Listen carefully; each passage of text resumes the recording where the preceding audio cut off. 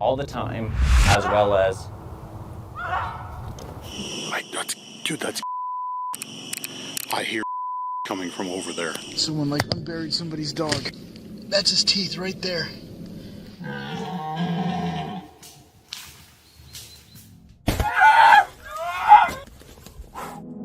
A guy and his buddy went camping in a remote village one night. Everything seemed chill until their camera picked up the sound of someone screaming. All the time, as well as...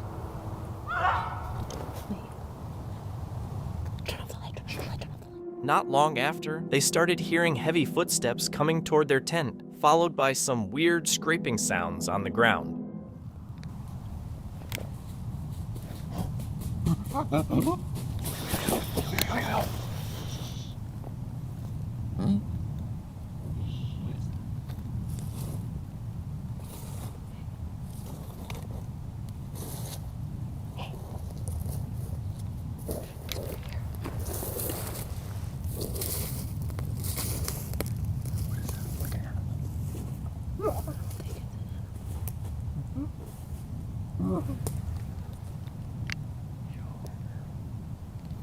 Okay, that was weird. What are the odds something just walks next to us?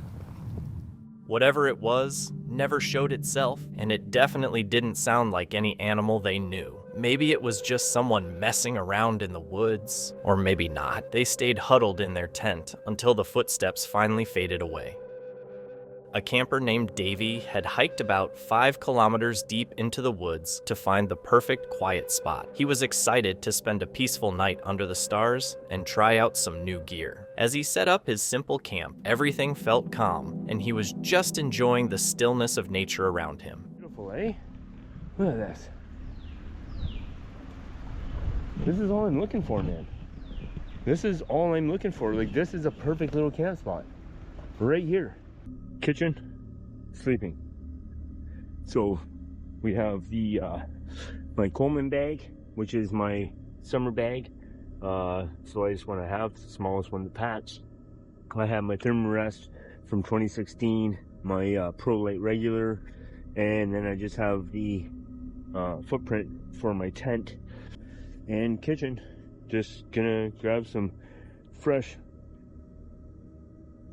water out of the river, and yeah, that's camp tonight. That's it. There's no tent, no tarp, no hammock, no. It's just me, the ground, and my nature. He spreads out his sleeping bag and mat, showing off his lightweight setup for the night. No tent, no tarp, just him and the wilderness. After a calm evening, he snuggles into his sleeping bag, ready for a quiet night, totally unaware of the terrifying wake-up call waiting for him. It's not that difficult to respect other people, is it? So start showing some respect if you want respect.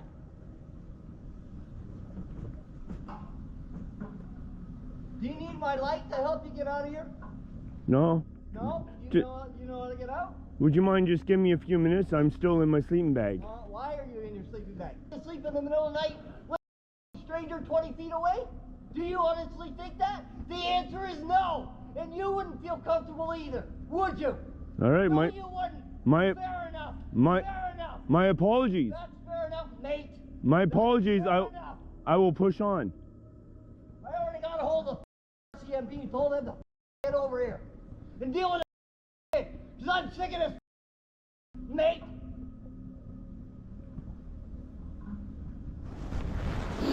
Around 11 p.m., the peaceful night is suddenly shattered. Davey wakes up to find a man standing over his campsite, holding 2 steel pipes and yelling aggressively. The stranger accuses him of camping too close and demands that he leave immediately. With the pipes in hand and a menacing tone, the man is clearly dangerous, leaving Davey in a tense and frightening situation. Keeping his cool, Davey decides not to escalate things and agrees to pack up. In the darkness, he gathers his gear, heart racing with adrenaline, knowing it's too risky to stay. As he hikes away, he reflects on the sheer terror of being asleep just feet from an armed and hostile stranger. Things get even more nerve-wracking when, disoriented in the dark, he accidentally stumbles right into the stranger's camp before quickly moving on. All right, my friends, well, camp is back set up again. So there's the bag, there's the sleeping setup, and again we have the two tethered together. That knife should be up for my use. So yeah, I've calmed down on that incident. I still, like inside me, I still think he needs his teeth kicked down his throat. But we've moved on. We're in a better place. At least now I don't have to worry about some guy standing 10 feet away from me with two steel pipes. It's like for gas lines and stuff, you know, like that black iron pipes. That's what he had, two of them, one in each hand. So at least now I'm not worried about that. We can sleep peacefully and yeah, just enjoy our night. We just want to sleep outside, man. That's all we're trying to do. After trekking deeper into the woods, Davey finally finds a new spot to spend the rest of the night. Though he's physically safe, the encounter clearly shook him. He talks about the weapons the man was holding, black iron pipes used for gas lines, and reflects on how easily things could have turned violent. What was supposed to be a simple gear test turned into a fight for survival. Luckily, Davey's calm thinking and quick reactions let him walk away unharmed. Meet Moxley, the bold adventurer behind the YouTube channel Moxley's Paranormal World. He explores some of the UK's most haunted places, equipped with his gear and a goal to capture proof of the supernatural. His videos are raw and unfiltered, taking viewers on genuinely scary ghost hunting experiences. But on one particularly daring trip with his friend Ming, they discovered that some forests hold very real dangers, making it hard to tell the supernatural from the sinister. One night, Moxley and Ming arrived at the infamous Pritoria Pits, a site haunted by the memory of a 1910 mining disaster that claimed 344 lives. Their plan was straightforward: set up camp and investigate one of the UK's most haunted forests. We're going on a haunted camp. This place has got so many reports of hauntings dating all the way back to 1910. Even before that, the workers down in the pits, they were witnessing paranormal activity. We're going to find somewhere to camp, and then I'll talk a little bit more about the stories of the hauntings up here, and then we'll do a bit of a paranormal investigation. After picking a secluded spot for their tents, the woods started showing their eerie side. It wasn't long before strange sounds began echoing around them. What sounded like children's voices and a mysterious cough immediately put them on edge. You can hear them, can't you? Did you hear that? Yeah. That was over there somewhere, the first one. Yeah. It sounded like kids to me. It sounded like two kids and a female to me at the time. But I've just been saying there on camera that it could be anybody, couldn't it? It could be. It's early evening yet. Of course it is. As they got settled, Moxley started feeling more uneasy. While setting up, he spotted a dark shadow slipping silently through the trees. Soon after, a sharp, piercing whistle cut through the air, making it clear they weren't alone in the woods. Not too sure what that was. Just like a black shadow went.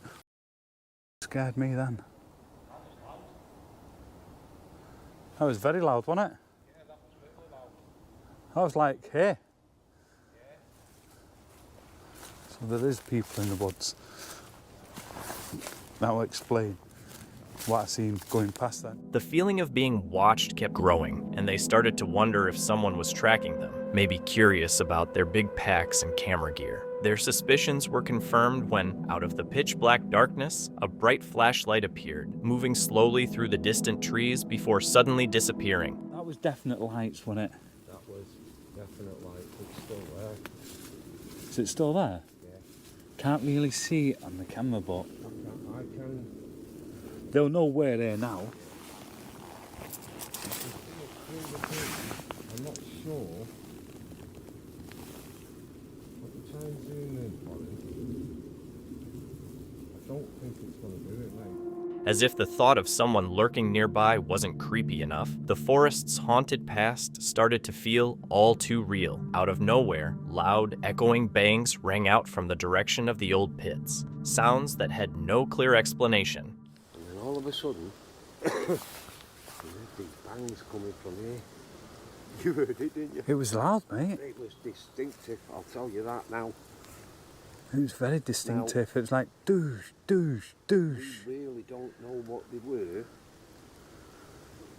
Feeling more exposed by the minute, Moxley decided to check around the perimeter. He didn't find anyone, but his Spirit Talker app started giving off some creepy messages. Just as he got back to camp and said the area was clear, a distinct, disembodied voice echoed from the exact spot he'd just checked. Who's here with me?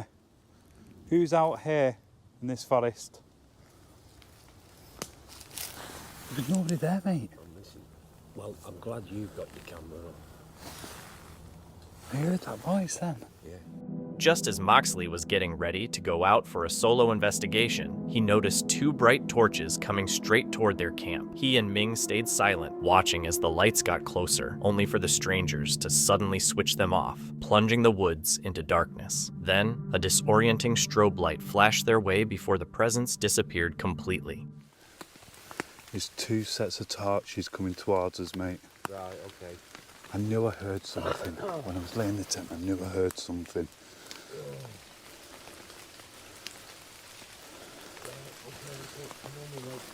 Yeah, there is. I'm going to flash back over towards them. They're over there, where my torch is now. Yeah, you can see it. See them? Yeah, that's getting brighter and brighter.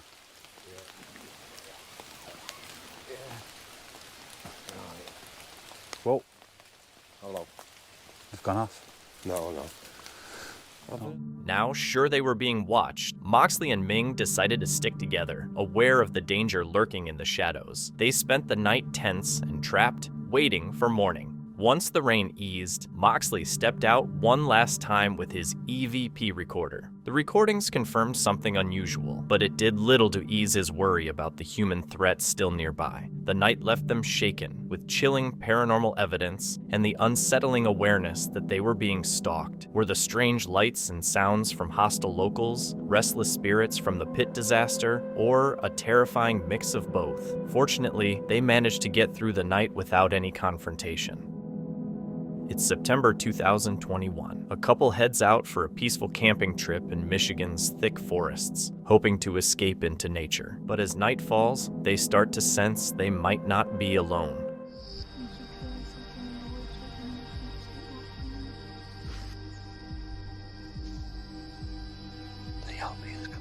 Around 4 a.m., just before dawn, the couple is jolted awake by eerie noises, sounds unlike anything they've ever encountered.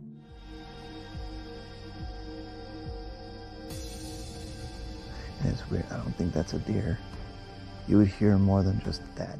Their fear of the woods being haunted fades when they notice a more immediate, real threat: armed people.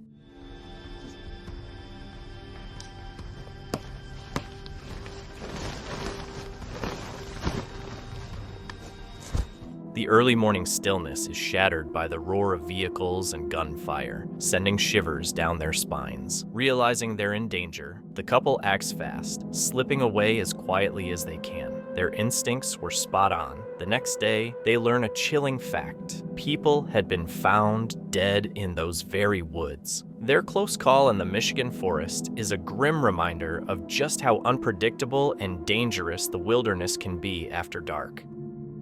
A man was camping alone in the woods when a terrifying sound woke him up. Something was clawing at his tent. Suddenly, a bear cub stuck its head through the tent flap to look inside. And where there's a cub, the mother bear is never far behind.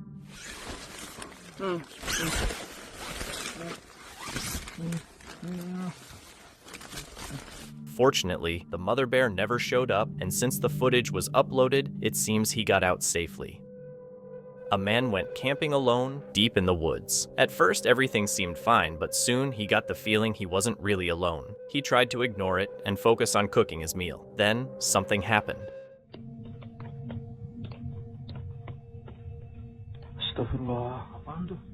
From the corner of his eye, he saw a shadowy figure. He didn't react, pretending not to notice, though his heart was pounding. Was it just another camper, or something much scarier? He never shared how the rest of the night went, but seeing that figure couldn't have been a good sign. On February 7th, 2024, Bear, the YouTuber from Exploring with Bear, goes on a solo overnight trip into the woods. He hopes for some spooky experiences, but what happens is way scarier than he expected. He sets up his tent and starts a campfire. The forest is dark and quiet, making everything feel tense. As night comes, he gets ready for bed, but weird noises start up, showing he's not alone.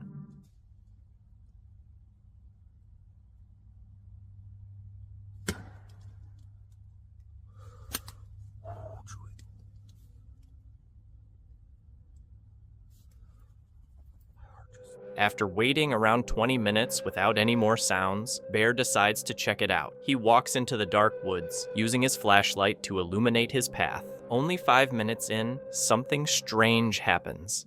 Let's just fall from up there.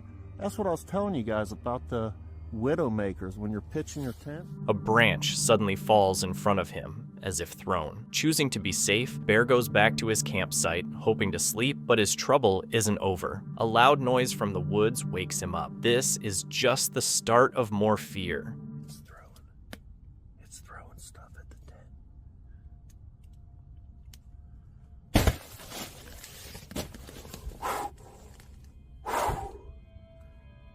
I'm armed. Something or someone begins tossing things at his tent. Every thump against the fabric makes him more scared as he lies there, heart pounding, waiting for the right chance to run. But, my heart's still about to beat out of my chest, and, I'm gonna take this opportunity and leave right now before whatever that was. Sounded like there was 2 of them. There's people, creatures, whatever that was. I am leaving before they come back. I do not feel safe. I'm sorry, guys, I'm not. With a rush of adrenaline, Bear grabs the chance to run to safety, leaving his gear behind. The next week is a mix of fear and worry. When he finally goes back for his things, the forest is calm, but that night stays in his mind. On October 16th, 2022, YouTube got one of its creepiest camping videos. It was posted by a channel called Work Less, Enjoy Life More. The person behind it was on a solo RV trip just south of Williams, Arizona. Everything seemed normal until the middle of the night, when he heard something that froze him, a woman's voice screaming for help coming from deep in the forest. Shaken, he grabbed his camera to record what was happening.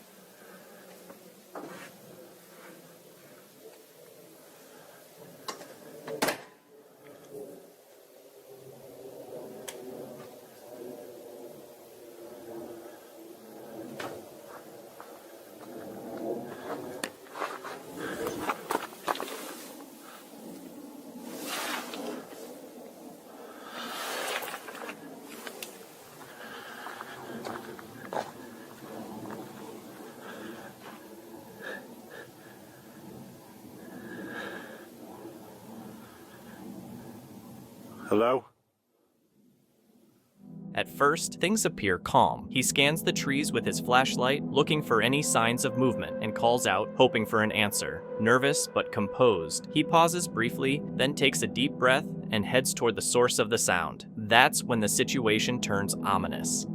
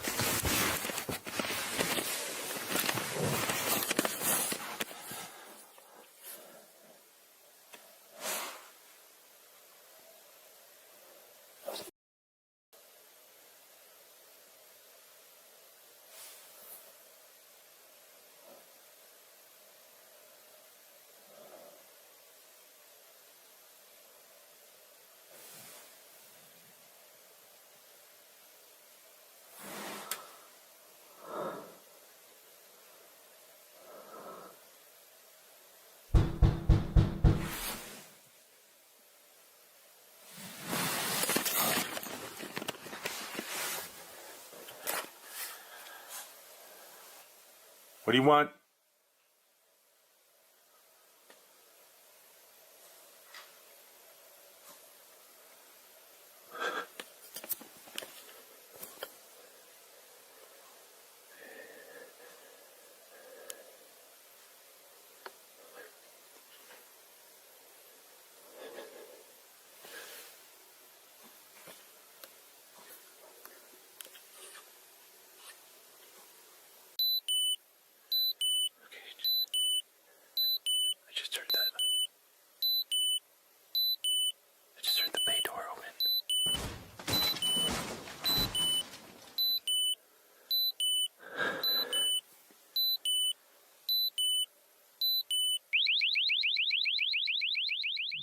In the distance, he notices a figure standing among the trees. Panicked, he runs back to his van and slams the door. Almost immediately, he hears something moving underneath the RV. Frozen in fear, he stays completely still. Then, the van alarm suddenly goes off, and the figure disappears into the darkness. The video ends with him admitting how truly terrified he was. Bear decided to explore a haunted forest, famous for Bigfoot sightings and strange creatures locals call crawlers, said to lurk among the trees. Tension was high. Another explorer had recently reported a terrifying encounter there with both crawlers and armed men. Even before entering, Bear wasn't feeling well. He was physically weak and emotionally drained from a recent visit to a nearby cemetery, carrying a tight chest, headache, and growing anxiety. Still, he pressed on into the misty woods. The deeper he went, the more the forest seemed to close in. His headache worsened, his stomach twisted. Lots of different water sources out here.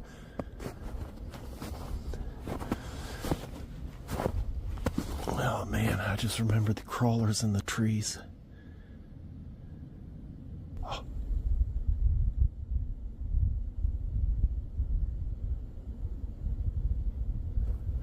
Something was just moving over there. Over there. I gotta pull my hat up. Something's moving around.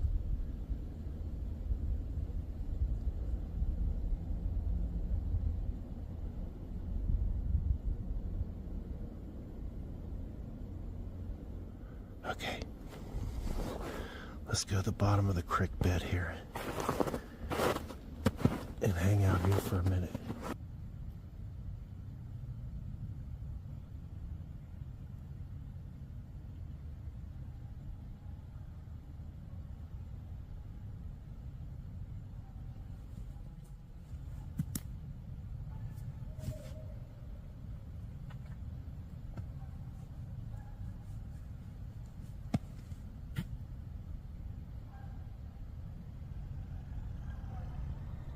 I just heard breathing right behind me.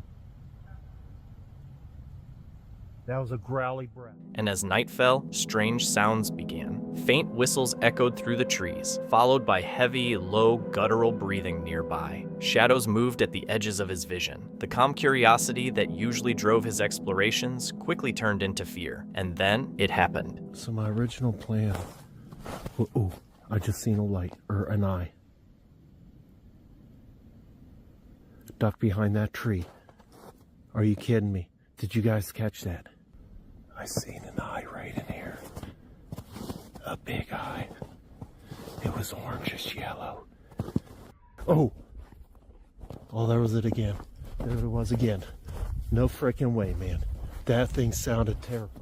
A huge, glowing eye appeared behind a nearby tree, glowing orange-yellow and clearly too large and intentional to be an animal. The instant he locked eyes with it, the forest let out a deep, menacing growl. Whatever was watching him made its presence known. Panic hit him, and his instincts urged him to flee. Despite nausea and a throbbing headache, he ran toward his truck as quickly as his unsteady legs would allow.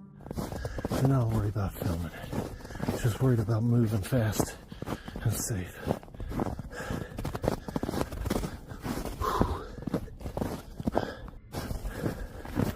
My head is really hurting me. Ow.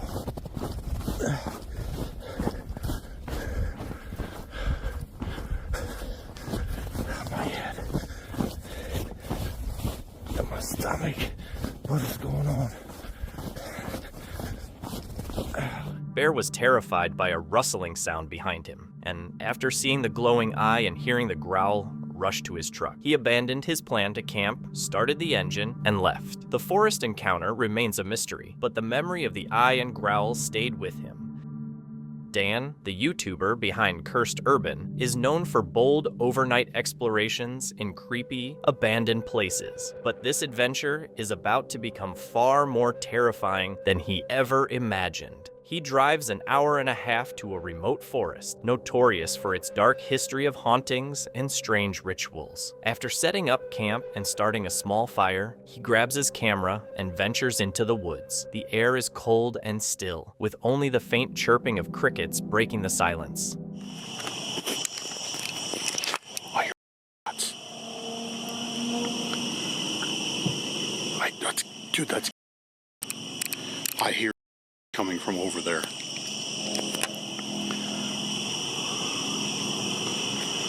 Oh, that's never good. Just 5 minutes into his walk, gunshots suddenly ring out from across the lake. The sharp cracks echo through the trees, shattering the quiet. Startled but resolute, Dan presses on, trying to stay calm as his flashlight slices through the mist. I almost didn't even want to say it, but while the camera was off, of course, I know I'm gonna hear it in the comments, I heard some sort of weird, like, sound coming from that way. It sounded like, I don't know what it sounded like. It's nothing I've ever heard before.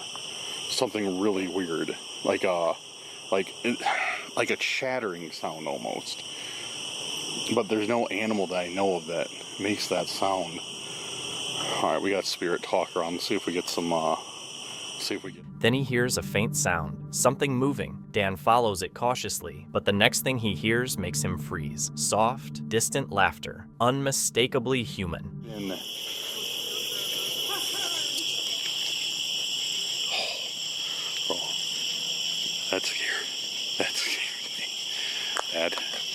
That scared me, dude. There's some hikers on a trail adjacent to mine, and dude, my heart is... His heart racing, he decides to head back, carefully retracing his steps to the safety of his campsite. Yeah, I am. Because I don't want to... I know all these people camping can see me, for sure, with my lights out here, but... I don't want to push my luck and get too close to them. I know they're far away, but still. Once back, he slips into his tent, hoping for a quiet night, but peace doesn't arrive. Try and get some rest.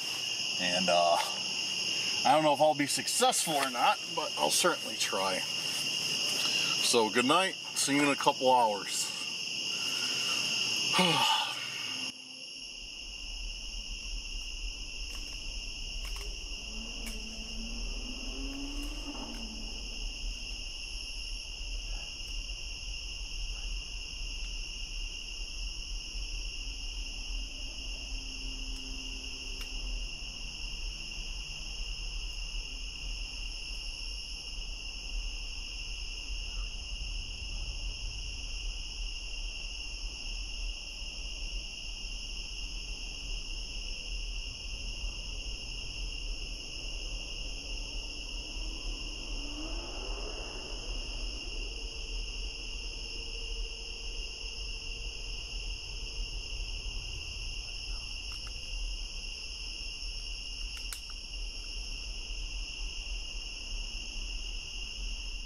As he begins to fall asleep, an unsettling glow moves across his tent. Someone is shining a flashlight at him. He stirs but only fully wakes when the roar of motorcycles suddenly tears through the forest. The engines circle nearby, echoing in the darkness, then vanish just as quickly as they appeared. Shaken and fully alert, Dan turns on his spirit box, trying to make sense of the situation. Amid the static hum, he hears footsteps once more.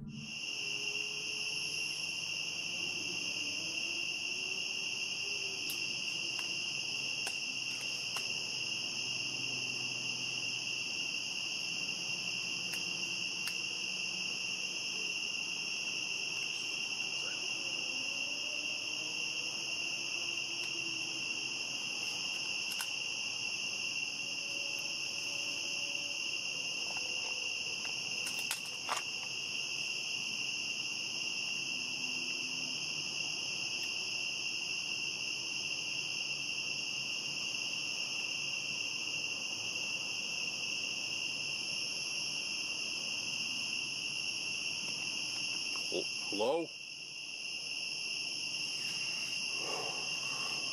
Hello?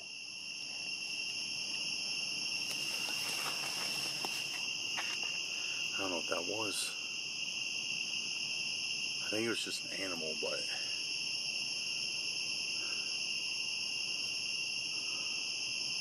it's really, really weird that we get others were scared and then we hear something in the next minute outside the tent.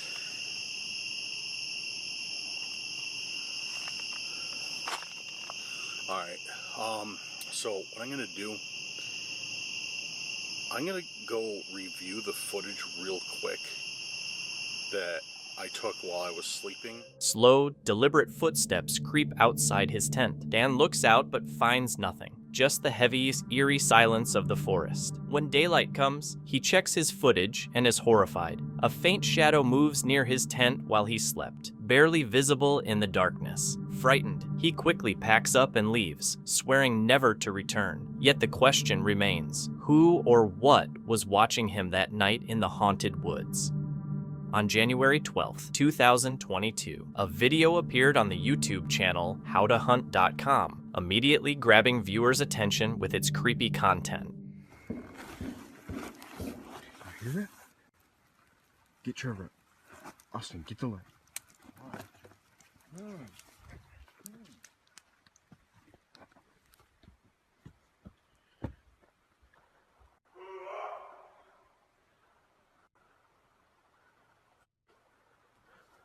Hey! That was not an elk. Where's that coming from? Get my keys. Oh, get ready.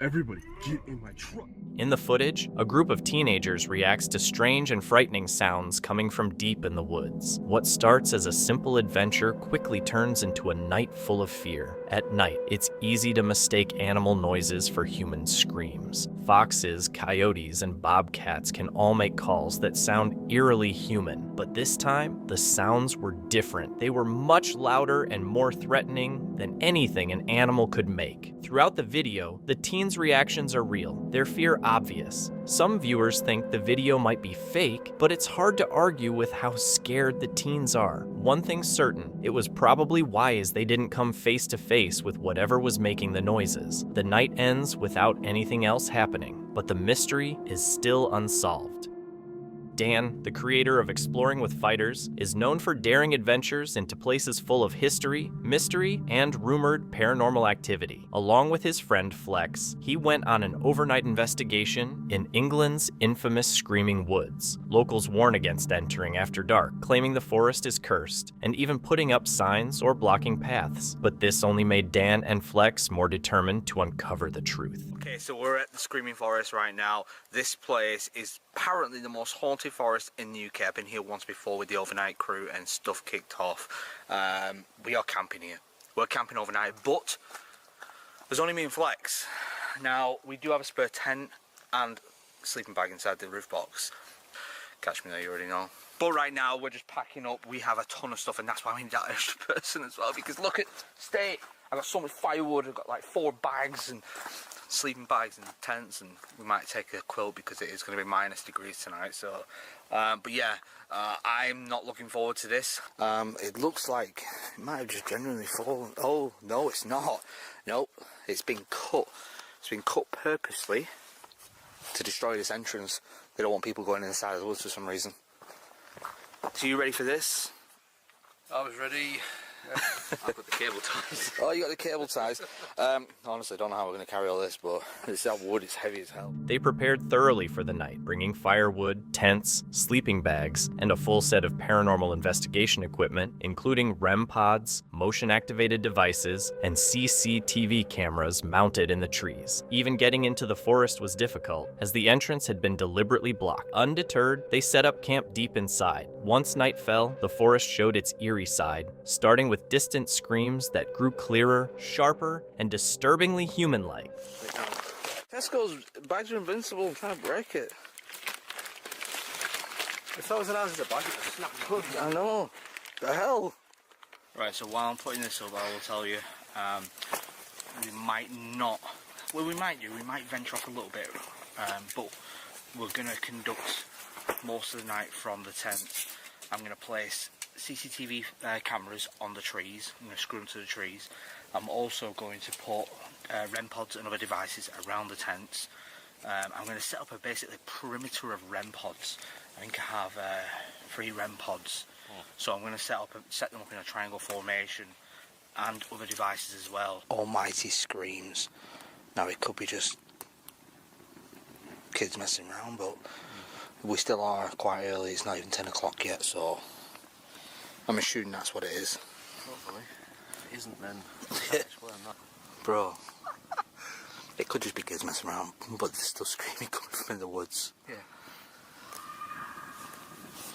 At first, they thought someone might be playing a prank to scare them away, but as the night went on, the screams shifted into deep, sorrowful wails coming from all around. Then their gear started reacting. REM pods flashed, cat balls lit up and rolled, as if something invisible was passing by. The devices surrounded their camp, and soon it was obvious that something was moving inside that perimeter.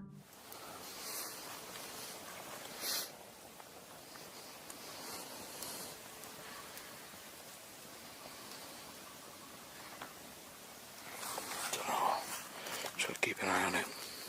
We keep hearing a man wailing.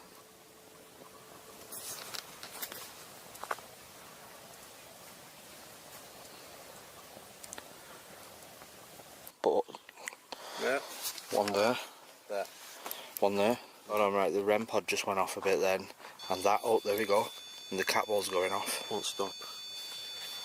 Trying to make contact, Dan and Flex began asking questions. "Are you male?" they asked. The REM pod lit up immediately. "Did you die here? Were you found hanging?" At that last question, the device glowed bright red, its strongest signal. Dan remembered the local legend of a school teacher who was found hanging in the woods centuries ago. When they asked if it was the teacher's spirit, the pod flashed again, as if confirming it. Things only got stranger. When they told the cat ball to stop flashing, it did it once. When they asked if it was trapped or needed help, the lights pulsed harder. It seemed like whatever was there was communicating through their equipment. Curious and uneasy, Dan and Flex decided to push the investigation further.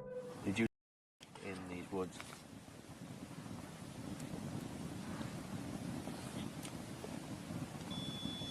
Oh. The woods.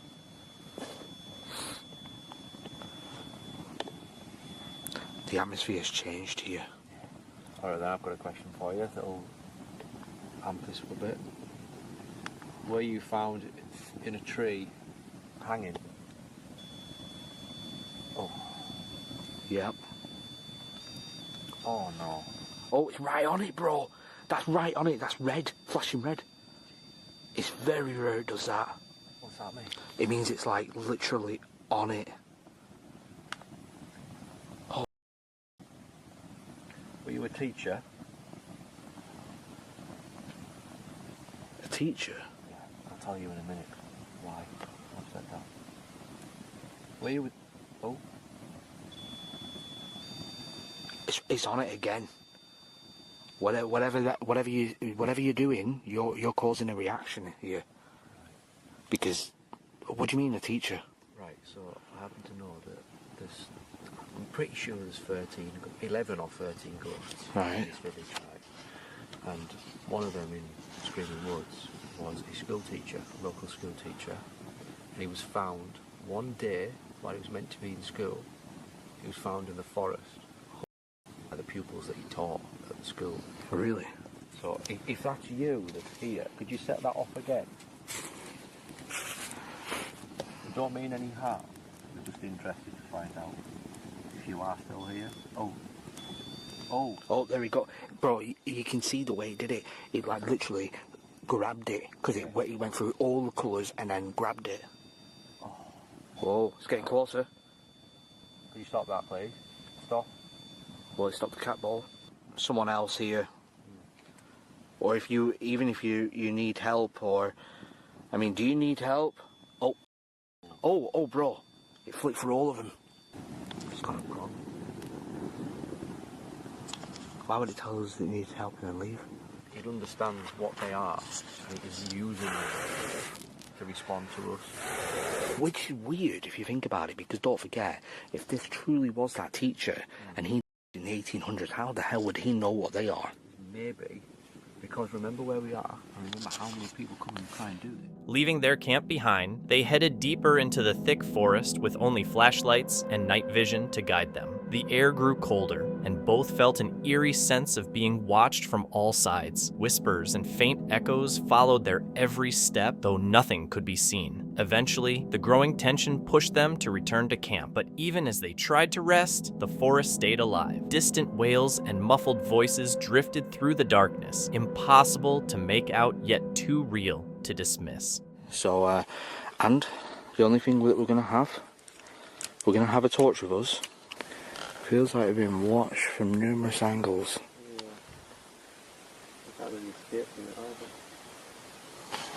Yeah. Yeah, just the way it's laid out. It's like, I don't know, it is really cold. Very dense. Yeah. It feels different.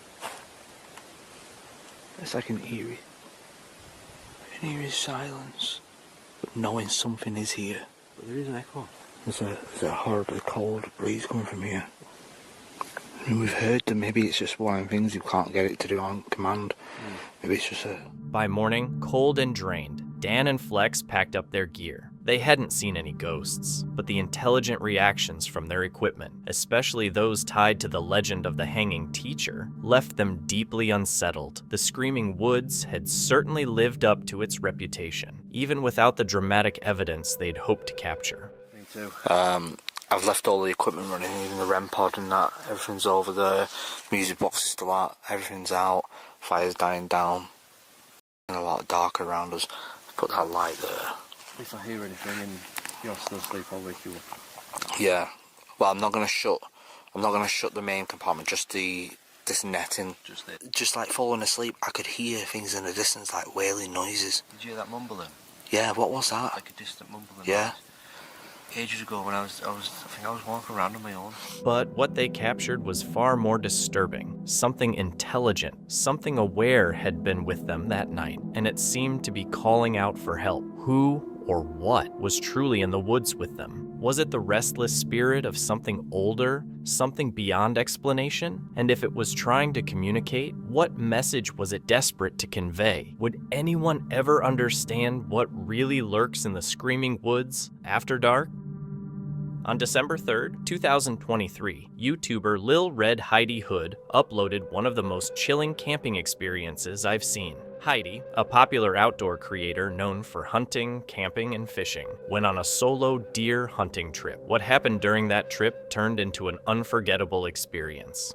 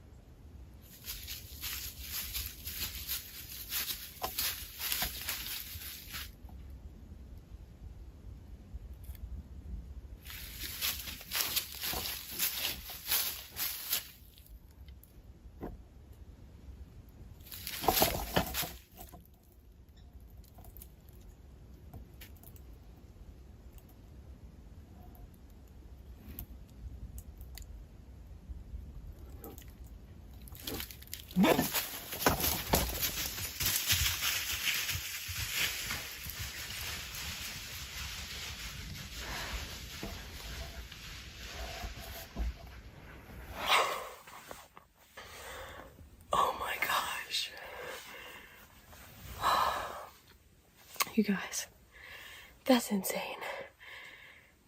That thing was literally like nose to nose with me.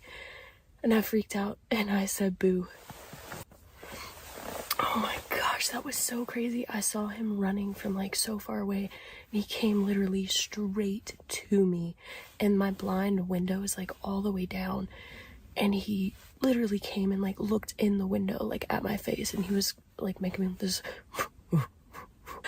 I don't know what he was gonna do. I was so scared. I should have probably waited and just seen like what he was gonna do, but man, that was crazy.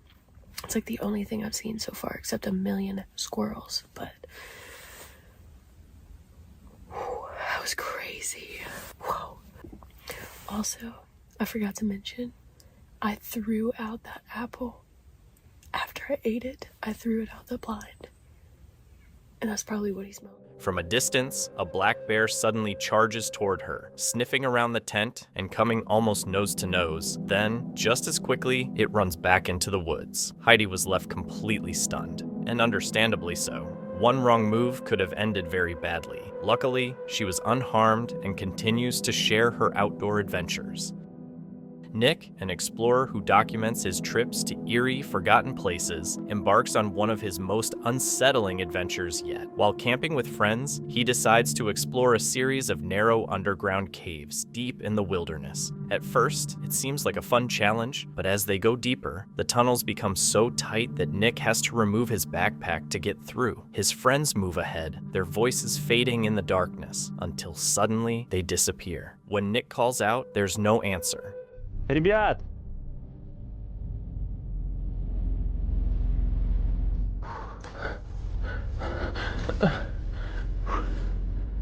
Ребят!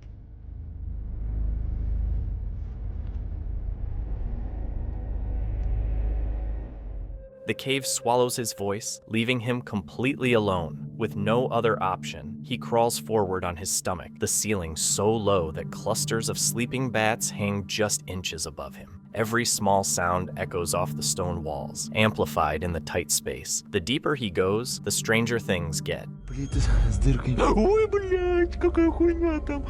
Ой, бля, я так испугался, ребята. Смотрите. His camera begins glitching and flickering for no apparent reason as he films a small alcove in the wall, an area that seems normal but clearly isn't. Moments later, as he climbs over a rocky ledge, pebbles start falling from above, almost as if something or someone is deliberately tossing them down. Я покажу. Что с камерой? Как будто моторчик камеры завелся, начал. Вверх такой же гору надо подниматься. Ох.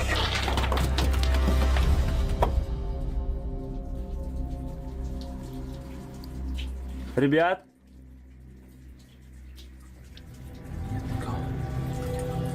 Then his flashlight starts to dim, plunging him into complete darkness. Suddenly, a sharp, loud, and terrifying noise breaks the silence. Instinct kicks in, and Nick bolts forward, disoriented and unsure of where he's running. Я хочу сказать, что здесь тупик, и мне надо возвращаться быстрее. The twisting tunnels turn into a confusing maze. Eventually, Nick stops looking for his friends and tries to find his way back to the entrance. When he gets to where he left his backpack, something is wrong. His stuff has been moved and messed with.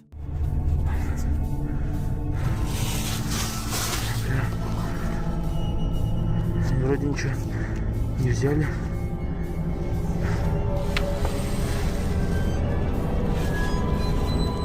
Later, while watching his footage, Nick sees something chilling. Two faintly glowing eyes in the darkness behind him. Whether it's an animal, a reflection, or something more unsettling, no one knows. The video raises more questions than answers. So, did Nick encounter something truly unexplained in the caves, or was it just a string of strange coincidences?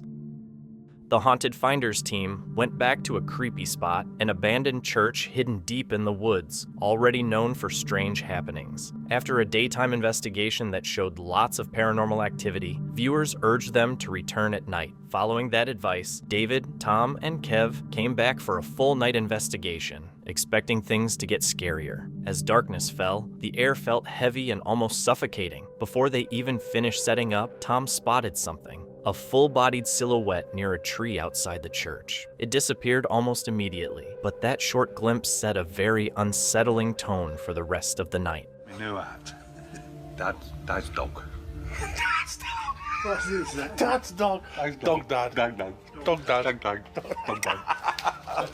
Oh God. Bloody hell.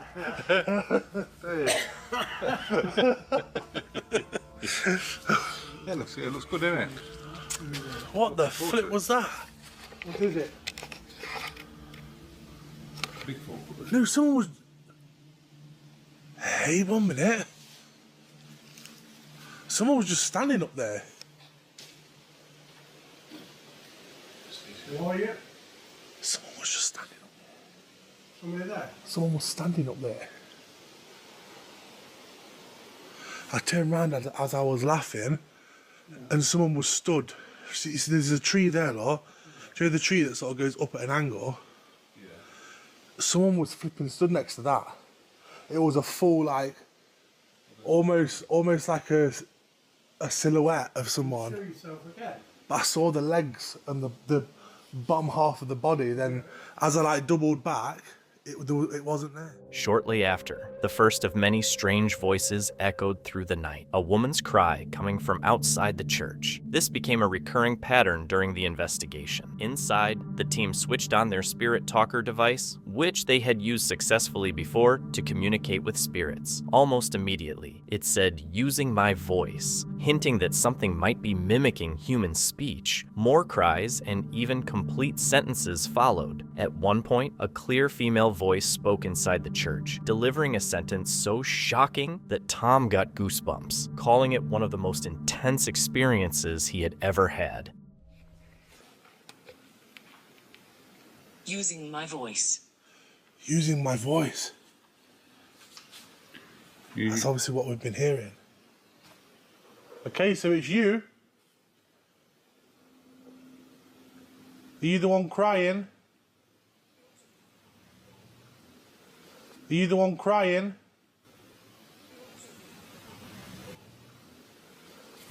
Was that you? Was that you? Who was that? There's someone outside the church. There's someone outside the church. I'm telling you right now, quick, get outside. Please tell me one of you heard that. Oh my God. I've got full goosebumps all over my body. Oh my God. I need that to be caught on the camera. Are you sure you didn't hear it? And you didn't say anything? Holy shit. That was a full woman. Full sentence. What did she say? My God, it was in the church. It was inside the church. It sort of came sort of through this window here. That's why I thought maybe someone was out here. Oh God, I really thought I was a real person. Are you around us still?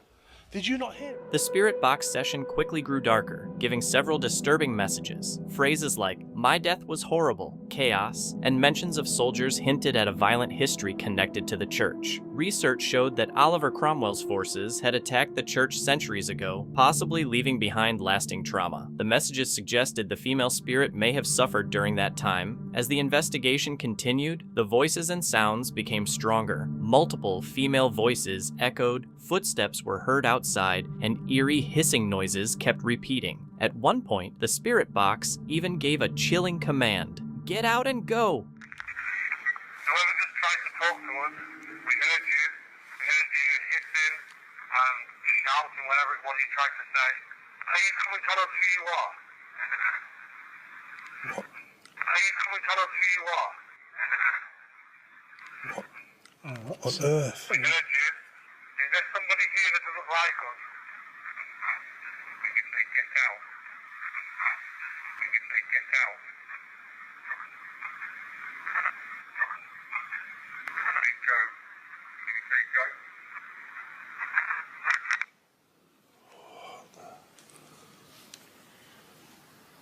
It's definitely talking at the start. No. So all these responses that we're getting on EVP, that we're hearing with our own voice, I will enhance them the best I can. And hopefully figure out what some of them are saying. The team kept feeling watched, especially near the tree where they saw the shadow figure. They heard heavy footsteps and felt sudden cold spots, suggesting something intelligent was there. The spirit talker repeatedly said one word, the pit, which they thought might refer to a hidden or unmarked grave near the church. Yeah, we haven't done anything wrong.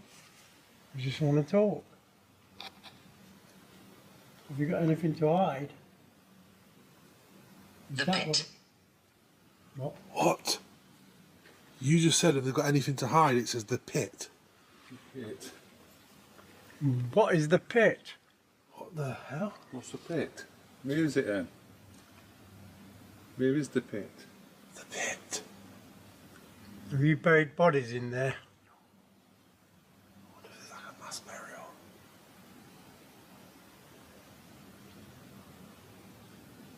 The pit. That doesn't sound good to me.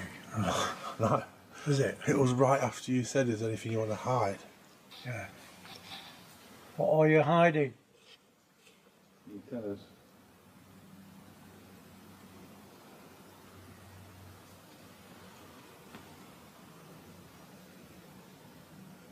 We know you're out there watching us. During a brief moment of silence, the team's recorder captured a chilling voice saying, "out," followed by footsteps moving away. Even though everyone was standing still, they began to think that one or more entities had been circling them all night, trying to scare them off. Later spirit box sessions confirmed they weren't alone, with several voices coming through, including a deep male one that interrupted the usual female responses. By the end of the night, the team was exhausted and shaken after recording a huge amount of evidence. Voices, footsteps, strange physical sensations, and many clear, intelligent replies through their devices. So, I thought we'd do the outro here because by the time we get up there, we're going to be absolutely knackered. But it's been a crazy night. Literally, I just thought I heard something again. Yeah, they're happy.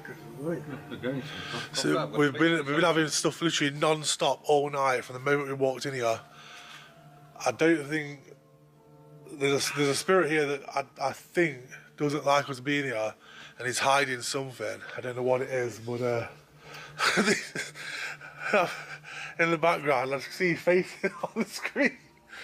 But we've been having some crazy stuff tonight, crazy communication, disembodied voices, full-blown sentences that are disembodied coming from outside and inside the church. I just can't wait to get this on my headphones and see if I can actually enhance any of them, and hopefully they are on the audio. As they finished, the team said this had been one of their most intense investigations so far. They asked viewers to pause the video and note any strange activity they spotted. With their equipment packed and nerves on edge, the crew made the long climb back to their vehicle. On June 21st, 2021, the YouTube channel Paranormal Discovery released an episode from their Bigfoot expedition series. This time, the team went deep into the Tangier wildlands in Nova Scotia, a place known for many Bigfoot sightings. Their goal, according to the Bigfoot Mapping Project, was simple: explore the area and record any signs of Bigfoot. The video starts with the crew driving up into the mountains. The road gets narrower as they leave towns and people behind. With each mile, the air turns colder, and the feeling of being cut off from everything grows stronger. They say the mountains around them feel strange, heavy and a bit threatening, though they can't explain why. I don't think I've ever talked about this before, but when you are in mountain ranges, not even just forests, I know forests are pretty creepy, but when you're in mountain ranges that like you're really up in the mountains, like where we are, it's a different type of scary. And plus you got like this huge forest that you're surrounded by in a mountain, so like it's kind of just like triple the amount of threats and the vibes, and it's just a lot. But we're gonna do it anyways. I've been here like a few times, 3 times maybe.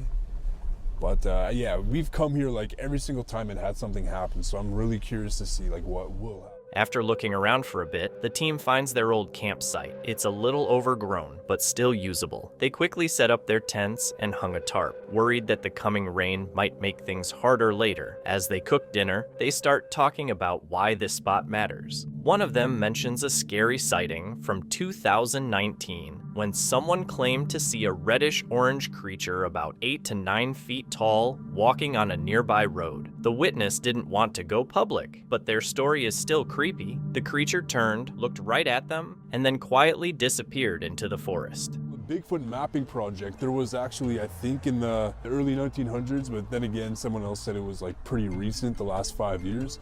But the map had a Sasquatch encounter here. Someone actually encountered one and yeah, marked it down. So we went hunting for that in the winter time. But right now we're coming back again so we can actually set up camp and look for one or it or whatever. Really sick. All right, guys. Well, we got the tarp up. Didn't film it because it was actually kind of coming down for a bit. Yeah, we wanted to just get it up so we can just have something we can be under at this point in time. So now that everything is good to go, I think the camping night starts. We're gonna get everything, the table, the cookers. I don't know about a bonfire, maybe. But for right now, we got the cookers and we're gonna make some food. Kiki, Alika, good girl. Okay. So this is the first time I've actually set up this tarp in this configuration. It looks pretty cool, not gonna lie. I've never done it before, but I kind of vibe. Even out in the middle of nowhere, the night starts fun. The team cooks dinner, jokes about their gear, the food, and their dog Kiki, who's with them. But as it gets darker, things change. They split up to explore, and the lead investigator goes alone into the woods with a flashlight and a camera. That's when things turn tense. Strange snapping sounds come from all directions. Branches crack nearby. Footsteps echo in the dark. Deep, rough moans fill the air. Sounds that don't match any animal they know. At one point, something brushes against the investigator's back and panic hits. The camera catches everything. His heavy breathing, his struggle to calm down, and his effort to keep moving forward. Hello? I'm hearing footsteps in the bushes, man, like on both sides. This side, and then on this side. I'm trying to rationalize like as if it's like a bear, maybe a deer or something. Yeah. What the f*** that sound? Like, what was that sound? I don't know if I should go further, guys. Like, that actually is, like, I don't think it's safe. I think whatever's here found us. Like a creature or like a spirit or cryptid, something. Whatever is here found us.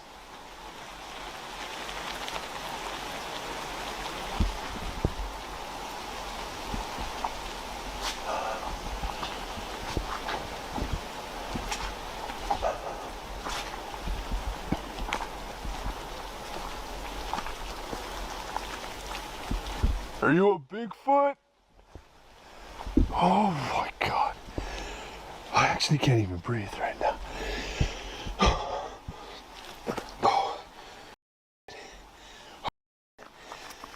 I'm having a panic attack. I'm having a damn panic attack.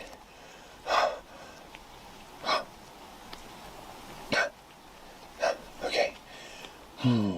Even after he returns to the group, the strange activity doesn't stop. Their spirit talker device starts saying words like fetch and other creepy phrases. As the rain gets heavier, they can't shake the feeling that something or someone is moving quietly around their camp. The lead investigator says he still can't claim to have seen Bigfoot, but the sounds, the movements, and the overall feeling don't match any normal wildlife. Both he and Angelo, his partner, hear low, eerie moans in the night, noises they can't explain. You good? Yeah. What happened? Just some weird sounds, really.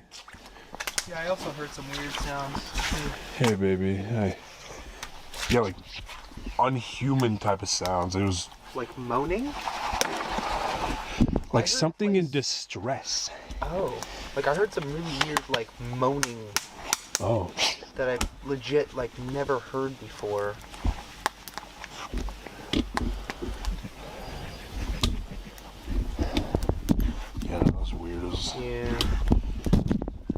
Something's like dying or something in there.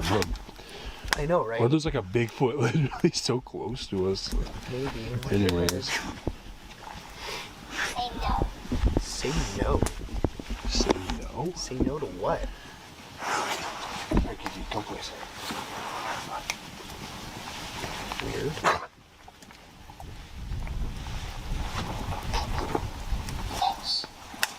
Fetch. It literally just said fetch. Okay, wait. I swear I just heard like something just got thrown. It just said hunt. Yeah. Are we being hunted by something? Their conversation shifts to the idea that if Bigfoot is real, it might not be completely physical. They talk about different theories: interdimensional beings, spirits of unknown creatures, and the thought that some sightings happen beyond what science can currently explain. With Nova Scotia being so remote, and more than 60% of it covered in wilderness, it seems possible that something unexplained could be hiding deep in those forests. In the end, the team decides to end the investigation early. We are off. It's wet, it's late, it's just disgusting out. We packed up, keys in the back, ready to go. And at this point, I have like a sore throat. I have like a mild headache. I'm lightheaded.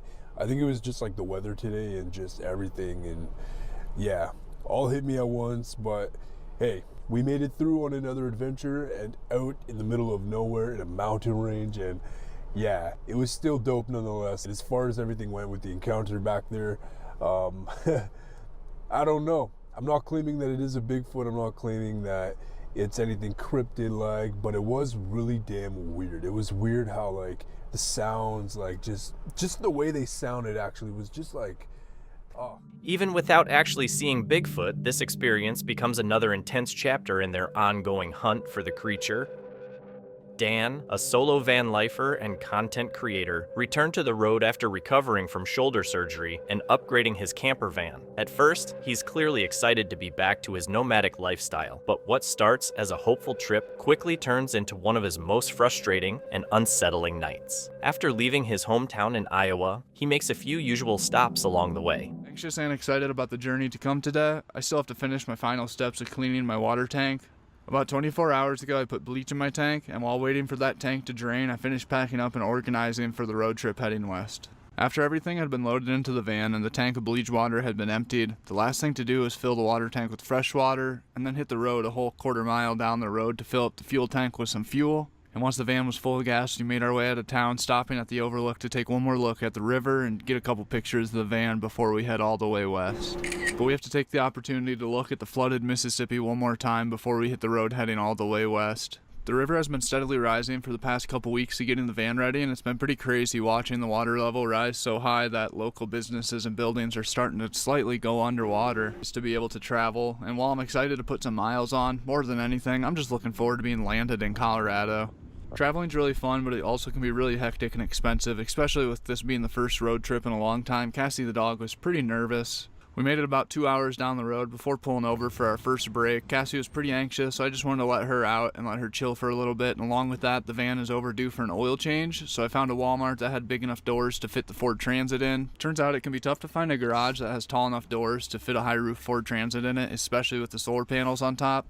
The good news is the van's going to fit inside the shop. The bad news is it's going to be like 2 hours until the van can get in for an oil change. So we're relaxing. It was very well needed. Cassie's been anxious as hell this entire drive, so it was good to be able to let her actually calm down for a minute. So we're just relaxing until a bay opens up. And once a bay opens up, I think Cassie and I are going to look to see if there's anything to do around here. We're going to go on a little walk, let her burn some energy, and then hopefully there's like a dog store around. We're in like a really nice like shopping center, so I kind of assume that there's like a Petco or something around here. I'd really like to be able to take Cassie in there and have her do something that's fun. He makes a few stops along the way, an oil change, grabbing a quick meal, and a trip to Petco for his pet, Cassie. But something strange happens during the oil change. Got the van back after getting the oil changed, got a bite to eat for me, and we went to the Petco, got her a doggy treat while we were there. I did find one drawer unlocked that I left locked in the van, and there was some boot prints in the back of the van, like the guys were messing around inside the van. Kind of weird. There's no reason to come back in the living space for any reason at all doing an oil change. I don't see anything missing, and I don't care. They're probably just checking it out. I do have the dash cam plugged in. It looks like maybe it was recording the whole time, so hopefully I can get that footage and put it in right now. There might be some really funny responses about the racing sim being in the passenger seat, but I'm gonna eat this burrito, and then we're gonna hit the road. It's always fun eating at Mexican restaurants as I travel. Mexican food can vary so much from restaurant to restaurant, and especially state to state. I was trying to wait to get some Santiago's in Sterling, Colorado, but I caved when I saw this place near the Petco. Eating this mid-Iowa burrito not only has me more excited for Colorado for the burrito, but also has me thinking about camping in the mountains and how much I can't wait to have a good view. But first I need to get some more gas. This is the second fuel up of the trip, and after that we're meeting it for the long haul with a full belly, full tank of gas, fresh oil, and a happy dog. 61.81, so we're about $100 so far. We're not even out of Iowa. Goddamn.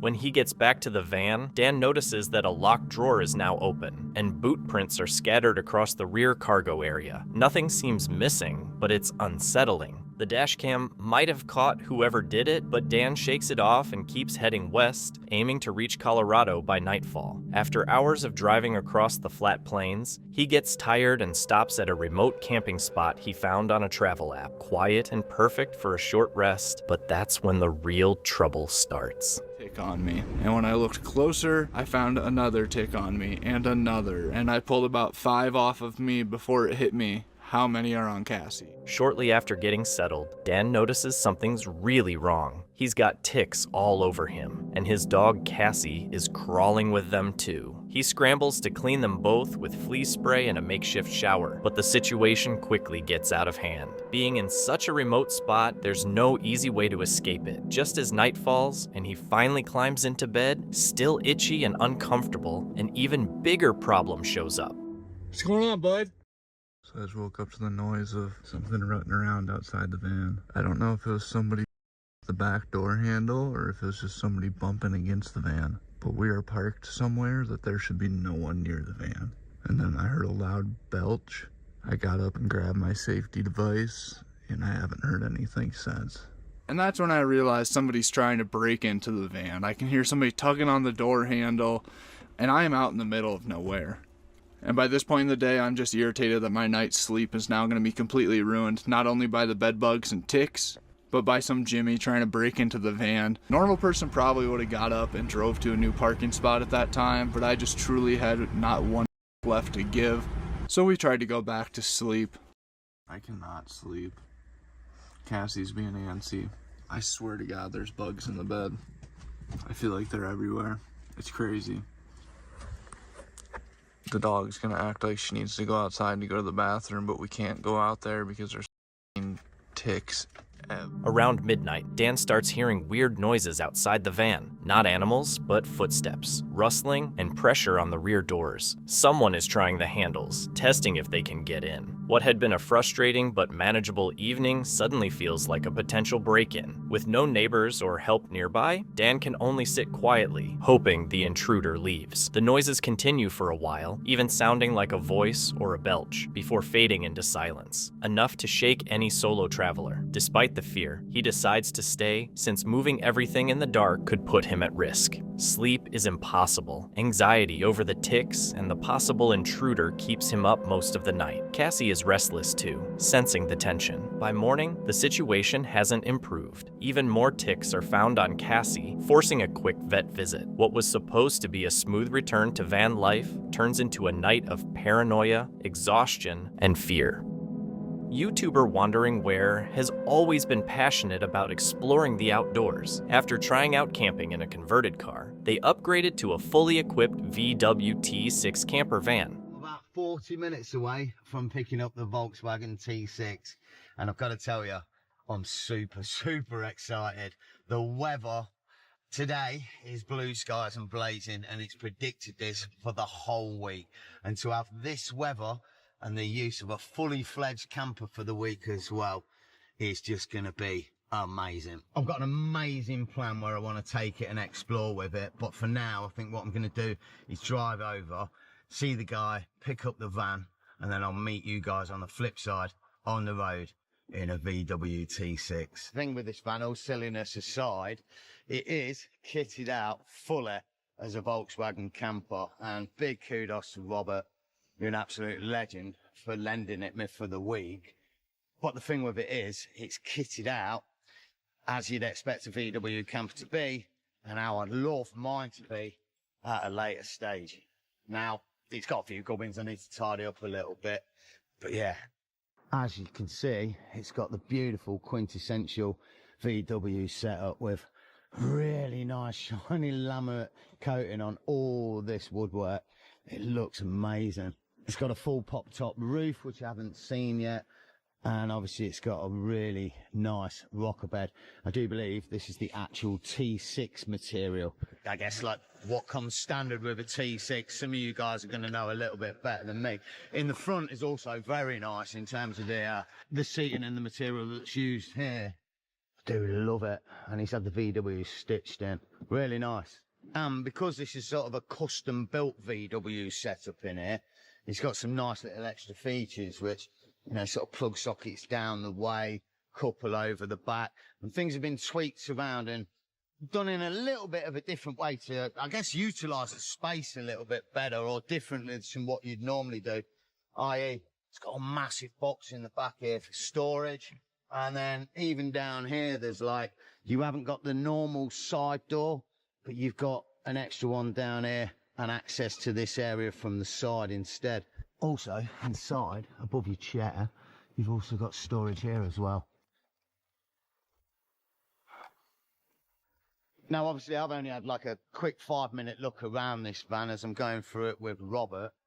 But hopefully over the next 4 or 5 days that I'm going to be using it, we're going to get to know this van really well. He picked a quiet woodland spot called Banktop near Stone, England. The location had great reviews on Park4Night, with campers praising its scenery and peaceful vibe. His first impression was very positive. Well, gotta say it. It's not my normal kettle of fish in the woods, but it feels really nice. Loads of birds tweeting, more bluebells around. Could be a nice spot for the night. It is really busy though. I'm just hoping it's dog walkers and normal walkers. Although the spot was more remote than he was used to, its peacefulness was undeniable. Still, warning signs appeared almost right away. Wow, I'm not entirely sure about this place. I'm going to show you something now, and I'm warning you, some of you won't want to see it. It's a little bit adult. We just found something. As the Blues Brothers would say, one use prophylactic. That's disgusting. I mean, leave your trash, but mate, there's trash and there's trash. I really hope this is not the local dogging spot. I really do. We've got another van up the way. These parts sideways, I'll pretty much assume they're there for the night. Fingers crossed. Oh, mate, there's nothing in the reviews about it. It's supposed to be a fantastic little spot for the night. No bother. About 5 or 6 reviews, all 5 stars. None of them mention the used prophylactic on the side. Gutted. Another van parked nearby added to his suspicions. While things looked normal at first, these clues suggested the area might attract a different crowd after dark. As the sun began to set, more vehicles started arriving. Well, dinner's done and the belly's full. I've got to tell you, I'm actually starting to wonder whether I'd read the right reviews at the right spot for this place. Seems a bit lively. I've just had a car pull up next to me, sped in, and then reversed up with speed, and then sped off with speed, and then sped out the car park, and there's a constant flow of traffic. You're not going to see anything, but and you might not hear it at the minute, but there's a few cars. I mean, I don't know. There's a few voices all the way, male voices. There are only chatting, but it's like 10:15 at night. There's not a lot to do around here, and it's a weekday. I don't really get why this car park's so busy at such a late time of night. At least we got that van now. Cars kept coming and going, never staying long, their headlights briefly flashing through the trees. At one point, a car sped into the lot, stopped for only a few seconds, then drove off again. It soon became obvious this place wasn't just a peaceful camping spot, it was a hangout for late-night meetups. By 10:30 p.m., the activity hadn't stopped. Wandering Ware tried to stay calm inside his van as distant voices and laughter echoed through the woods. What unsettled him most was that none of the site's reviews had mentioned this, as if people avoided telling the truth about what really went on there after dark. Things took an even darker turn around 2 to 3 a.m.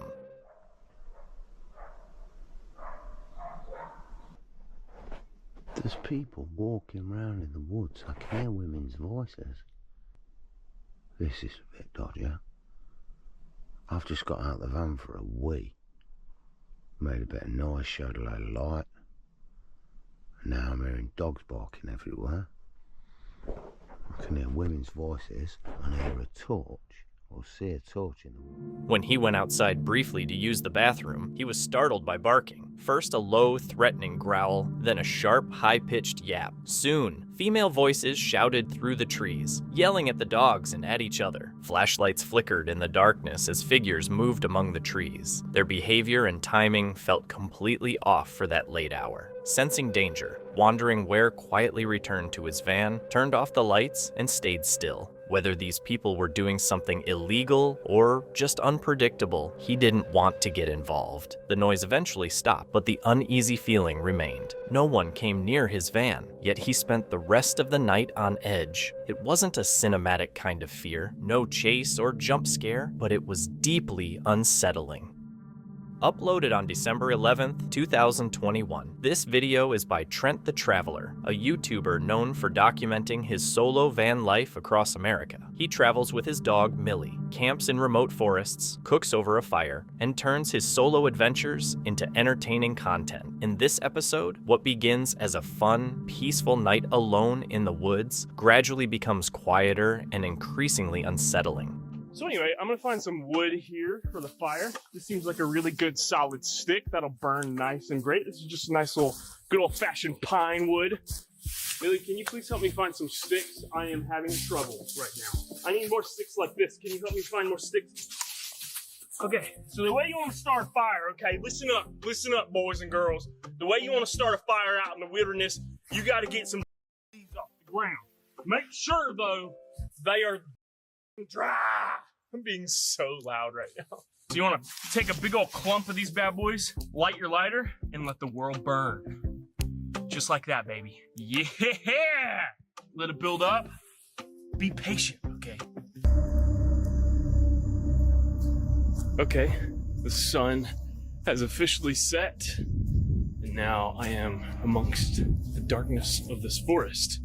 All alone, trying to gather some firewood, and I'm not gonna lie, guys, it's kind of spooky. You start hearing noises. If you listen for too long, you start seeing things move. What is that? Okay, that looks weird. Okay, that's not creepy at all. Why is there a random recliner in the middle of the woods?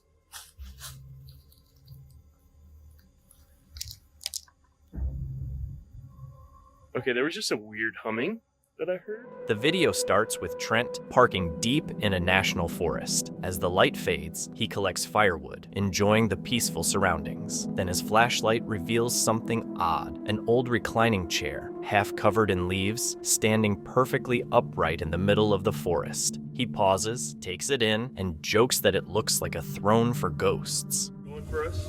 I blame this on you? Okay, there we go. Now we got a good fire going again. You know, believe it or not, but building and maintaining a good fire, I actually don't have a lot of options. Here's what I'm thinking. I am going to dry this tofu out, and the way we do that, we just put a little, daggum, what's this called? A towel, freak. You put a towel down, put your tofu down, you want to wrap it up, just give it a nice little squish.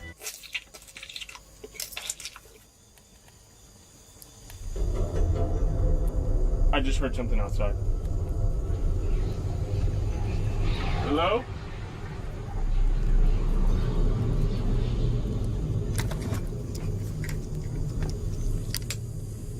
Hello?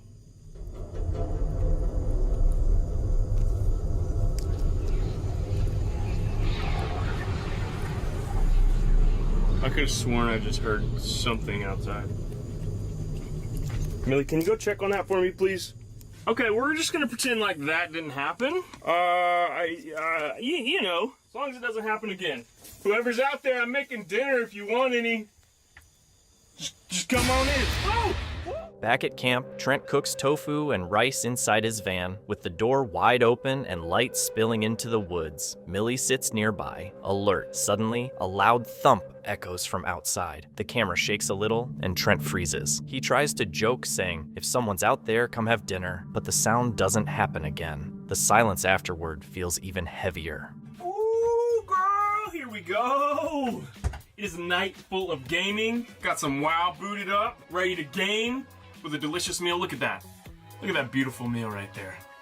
It's basic. Trent settles down to play World of Warcraft as the fire outside dies out, quietly saying it's time to sleep. The van door is still slightly open, and although the screen fades to black, the forest remains active. The comment section quickly lights up. Some viewers warn him about leaving the door open and suggest using blackout curtains for safety. A former officer comments, "It's people you should fear." Others point out strange things like a shadow on the ceiling or a misty orb moving toward the camera. Some praise Trent's calmness, noting how he carried on cooking as if nothing was happening. Trent never mentions seeing anything unusual, but viewers report hearing footsteps, childlike voices, and even spotting faces at windows during their own outdoor nights. The question remains, is it just nerves in the dark, or is something really out there?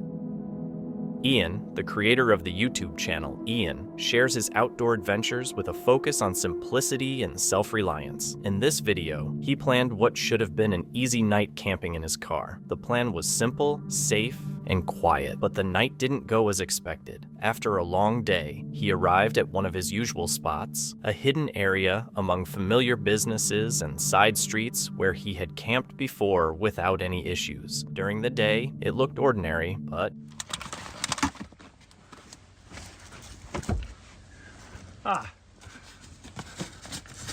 starting to come together here.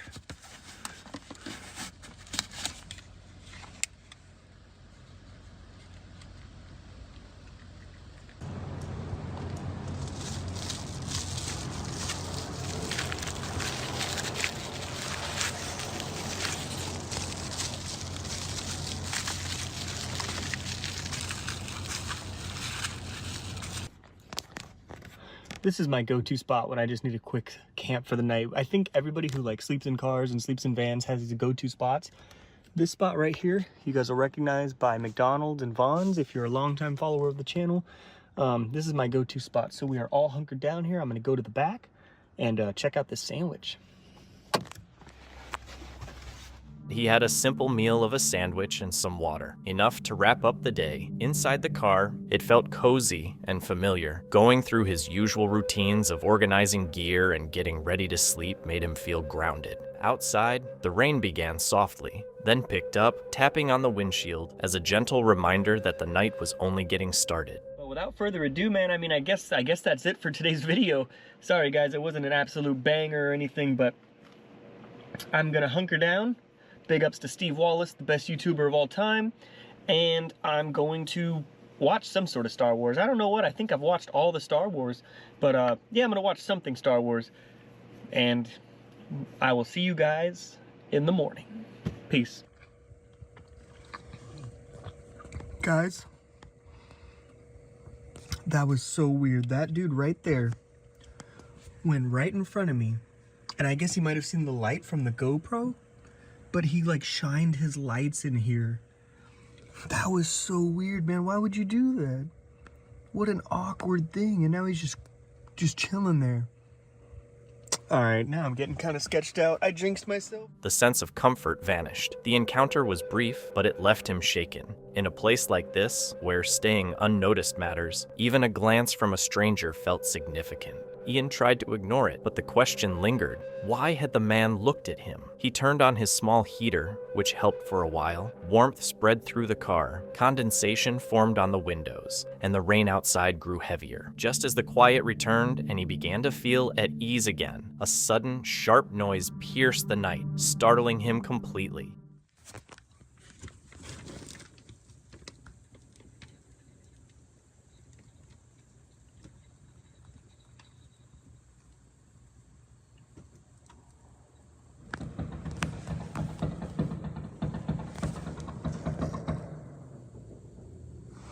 What the heck?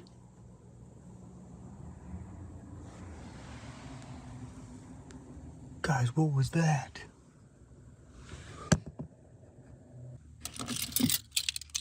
No.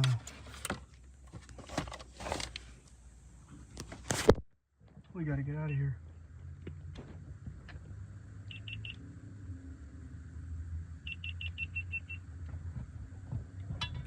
We gotta go. Something ain't right. I was asleep. I don't know what's going on.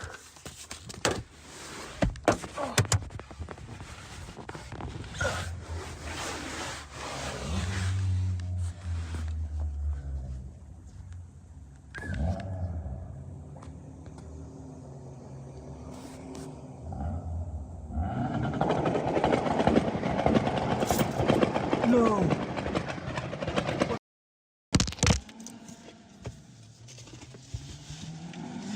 No, dude.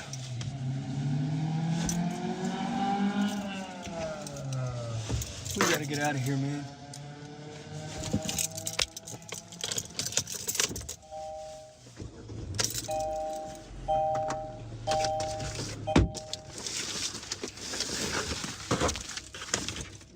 Still half asleep, Ian struggled to make sense of the sounds. Were those gunshots? And if so, were they aimed at him? One thing was clear. It was the same truck that had flashed its lights at his car earlier. Heart pounding, Ian faced a camper's worst decision. He had to leave immediately. He packed up fast, every noise outside making him more alert to the possibility that someone or something was nearby. Relief came as he drove away, but it was mixed with the heavy weight of the night's events. He left the spot behind, safe but deeply shaken.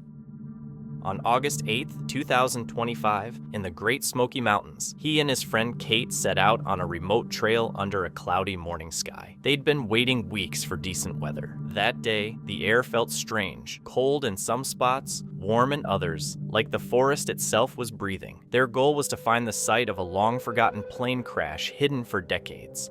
That's another trail. I don't know. Want to see what it is? Yeah.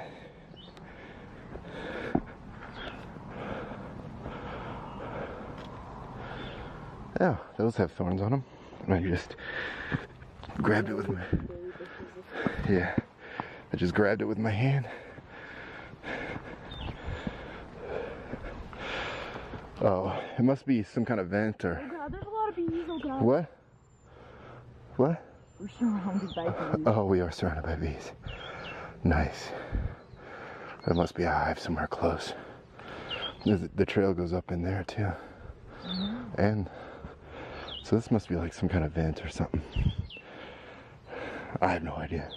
It is. It's a square thing, but see there's like a pipe. It's probably just like for utility purposes, plumbing and stuff. Yeah, maybe. The ground was soft and slippery beneath their feet, making every step feel unsure, like the forest didn't want them there. The trees grew tighter, and an eerie silence fell over the woods. This is insane in the membrane. Look at this. This isn't even like... Yeah, the lady down there was like, yeah, there's roots. There's roots. No, there's a heck of a lot more than roots. After climbing and slipping through the mud for hours, they finally saw pieces of twisted metal shining among the trees. It was the wreckage of a Cessna 414 that had crashed in the early 1980s. Hikers had left flowers among the broken parts to remember the two who died. The air felt heavy, and for a few moments they didn't say anything. This is insanity. What a trail to get here, though. Guys, it's no joke. It's definitely no joke. But here we are. We have made it to what we are searching for. Careful coming down. Oh my gosh. Friday, May 7th, 2021, 2 hikers vandalized the plane with graffiti. Really? Back in May, someone dead. Wow. They are now being charged with federal vandalism and national park properties. They have cameras on the plane. Rightly so. I'm glad they do. Because honestly, more people should be able to come see this without others disrespecting it. As they walked through the wreckage, an uneasy feeling started to creep up. He stopped and whispered that he felt something, a sudden cold chill and a wave of sadness out of nowhere. The deeper they went into the crash site, the stronger the feeling became.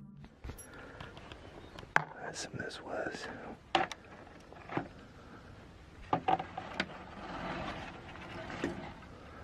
I can't really tell what that used to be. Yeah. That's true. That's very, very true.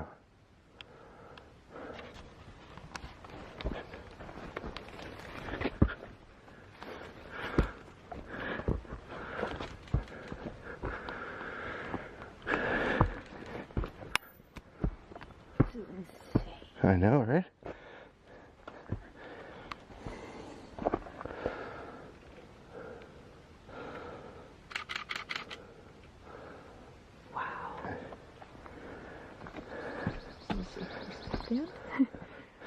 There it is. You see it all. Before they left, they used a spirit box to see if they could hear anything. When he asked, "Is there something you want to say?" a faint, broken voice replied, "No." Almost instantly, a loud, explosive sound rang out in the forest, making them shiver. You can do so now. Is anything at all you would like to say? Were you in this plane? No? You weren't in the plane?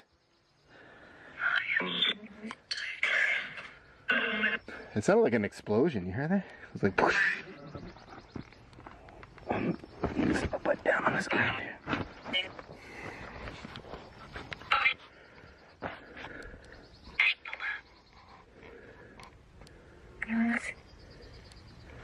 Is there any spirits here?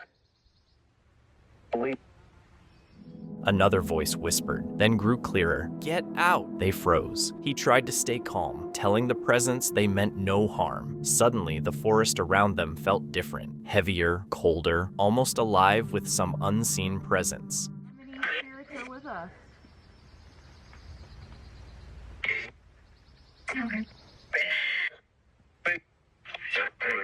I think it said plane. What happened here? I did it.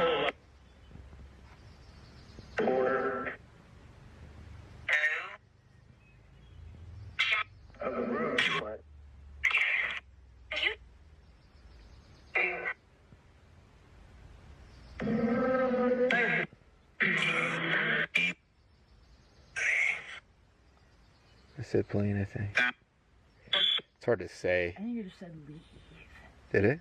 I think so. Okay, well, we mean no disrespect. We're just visiting. Then came the eeriest response, a faint, trembling word, barely audible, whispered through the spirit box. Is there anything else you would like to say before we go?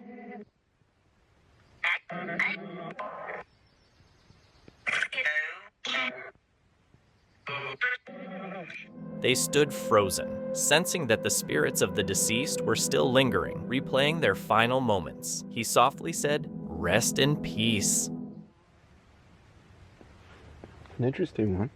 I don't know if we got anything, but I figured we're here. Might as well see if there's anything here that might want to talk to us. Might have some messages to pass on. Man. Just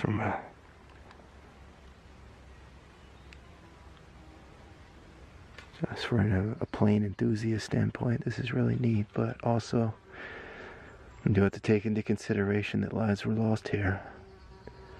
This is a memorial at this point, you know. Yeah.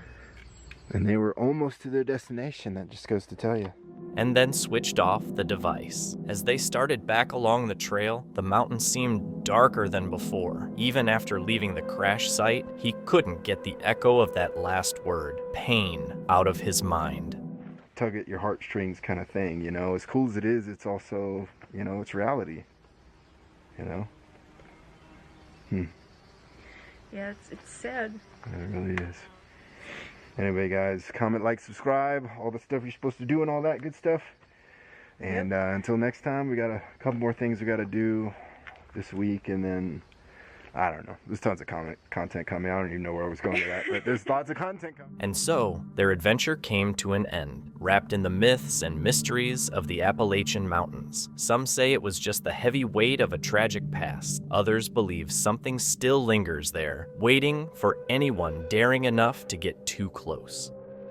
On September 6th, 2025, Dead Appalachia and a friend headed out into the remote Appalachian Mountains near Lafayette, Georgia. They just planned to explore and camp by the old TA Tunnel, an abandoned 133-year-old railroad that slowly turned into a natural cave over the years. Howdy, critters. Today, me and my bud are driving to Lafayette, Georgia to explore a 133-year-old abandoned railroad tunnel that is slowly turning from a tunnel into a cave. We're going to be exploring the cave tunnel, catching frogs, and camping here in the Georgia backcountry. Locals had long whispered about the tunnel. Some said it was cursed, while others believed something alive lurked in its darkest corners where no light could ever reach. There she is. This is the 1,600-foot-long tag tunnel. They carved this tunnel into a Pigeon Mountain. That's what this is right here, Pigeon Mountain. Even just walking up to it, you can feel the cold just wafting out of this tunnel. It went from like 80 degrees in this area to like 70, maybe 60. The code word for when you get back. Ooey-ah, ting-tang, walla walla bing bang. That's how you'll know I'm not a skinwalker. All right, he has leather shoes. He doesn't want to get them wet, so I will be going in here alone. Bye. I'll be back. I'll be back. But I'll be going in this deep, dank, dark tunnel all alone. I got my trusty 5,000 lumen flashlight. Yeah, this was a gift from my mother and father, so thanks, Mom and Dad. All right, without further ado, into the abyss we go. Oh man, that is cold. When they reached the tunnel entrance, a sudden icy gust blew out, chilling them. Dead Appalachia joked that if his friend started acting weird, it would prove he wasn't a skinwalker. But when his friend fell behind, he pressed on alone, wading through the dark, cold water inside the tunnel. Hell we do, we have land. And we have rubble. That means that up there, that was tunnel and cave ceiling. And as you can see, lots of the cave and tunnel are falling down and crashing onto the ground below, causing these rubble piles. So yeah, this tunnel probably ain't the safest thing for me to be. Inside, the tunnel was falling apart. Pieces of rock had dropped from the ceiling, creating sharp heaps on the floor. Every step made faint cracking sounds above, giving the impression that something hidden was shifting nearby. He later said it felt like the tunnel might cave in on him at any second. And it's causing a chemical reaction that's turning this part of the rock formation this deep rust color. Either that, or it just looks like there's a lot more water right here from this fissure. And that would explain why there's such a significant puddle right here compared to the other rock formations. Here's more of that snotty, glossy ice cream rock. I know I'm showing you a lot of this. I just think it's so dang cool. I mean, look at that. It looks like melted ice cream. Also, real quick, you want to see just how little light there is? Check this out. Pitch black without my light. So if you do come explore the tag tunnel, bring a light, at least a headlamp or something like I have, like a more powerful light. Check this out. This is pretty cool. It's an old railway spike. So right here, this all used to be railroad. Oh, look at this huge pile of rubble right here from this portion of the cave wall collapsing. That's real cool. Okay, I'm just gonna walk over this and hope the roof doesn't collapse over on my head and squash me like a beetle. At one point, he turned off his flashlight and everything went pitch black. No light at all. In the silence, he thought he heard dripping, but it wasn't water hitting the floor. It sounded like wet footsteps, slow and deliberate, coming from behind. He spun around. Nothing. Only a tiny speck of light from the distant entrance. Then, deeper in the tunnel, a low, steady breathing echoed toward him. There's always a risk whenever you explore caves or tunnels or anything old like this that could all just come collapsing down on top of you. But if you want to explore these places and be a rural explorer like I am, you just got to take that risk. There's where I came in at, just a tiny speck now. This is the kind of place where some like cave dwelling cryptid would live. Who knows, guys? Maybe this will be my last YouTube video. Maybe this is where I meet my end by the hands of some subterranean monster. I probably shouldn't put that out into the universe. Can't walk forever. Look, I caught myself a frog. Say hi, little frog buddy. Coochie coochie goo. Coochie coochie goo. Yeah, first frog catch of the day. All right, little buddy, you can go. Also, another thing they do, they pee on you. Yeah. He half joked that maybe some underground creature lived down there, and that this could be the end of his journey. But when he called out, the echo felt weird. It didn't come back right away. There was a pause, and then his voice returned, a bit distorted, like something was copying him. This one's a real small one. What do we have here? This is a bone. Not sure what it could have been for. It may have been from... So this happened when I explored here years before I started doing my YouTube. But I went to this place and I found a half-eaten possum body in here.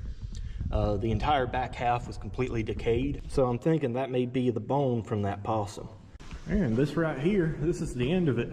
It really looks like a monster came in and just broke its way out, didn't it? Or broke its way. A few minutes later, he noticed an old bone against the wall. Immediately, he imagined an animal that had been killed and eaten there. He didn't stay long. The air felt heavier, like the tunnel itself was holding its breath, waiting. All right, it's all set up and we out here. Yeah, this is a cozy little two-person pup tent. Of course, it's just me in here, but when you have a two-person tent, you just got that much room to, you know, like get dressed, get changed, and what else you gotta do? I'm exhausted, actually. I haven't really ate anything today, so... When he finally came out of the tunnel, he made camp close by. Night fell, bringing a biting cold, and the forest around him went eerily quiet. Too quiet, like it was watching him and waiting. Got a turtle. There ain't nothing left but a little old shell. I don't know how long. Later, he saw a dead turtle by the fire. Only the shell was left. Whatever killed it had eaten the rest. He stared at it, noticing how quiet the forest was. Not a single frog croaked. That night, he couldn't sleep. Every breeze through the trees sounded like footsteps around the tent. Maybe it was just his fear, or maybe something had really followed him from the tunnel.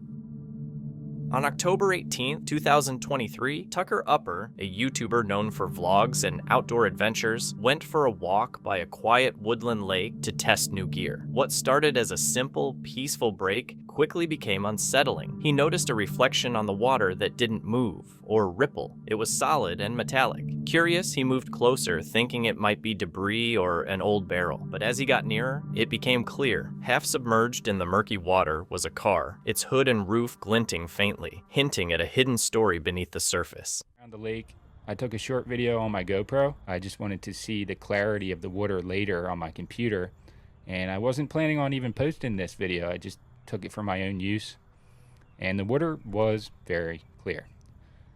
I started to walk around the rest of the lake to get a better look, and I just basically saw something reflective bouncing the light at the end of the day off the water, and it caught my eye.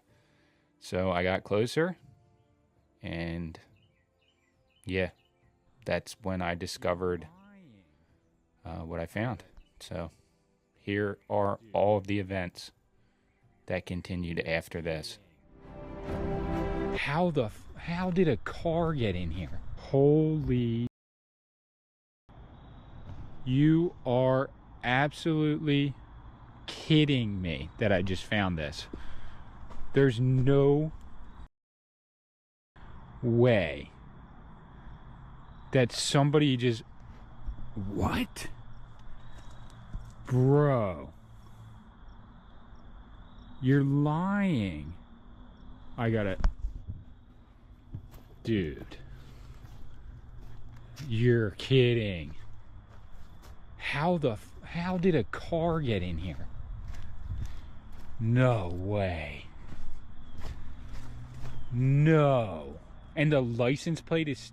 Oh my god. He froze, staring at the car beneath the water, struggling to understand how it got there. There were no roads, no tire tracks, nothing that could explain it. How did a car even get here? He whispered. The realization hit slowly. This wasn't just strange, it was impossible and wrong. Later, it was confirmed to be a car deliberately sunk. A volunteer firefighter commented under the video, "The open sunroof and trunk hatch show it was stolen. That's the fastest way to sink a vehicle." That detail changed everything. Someone hadn't lost control. They had meant for the car to disappear and knew exactly how to do it.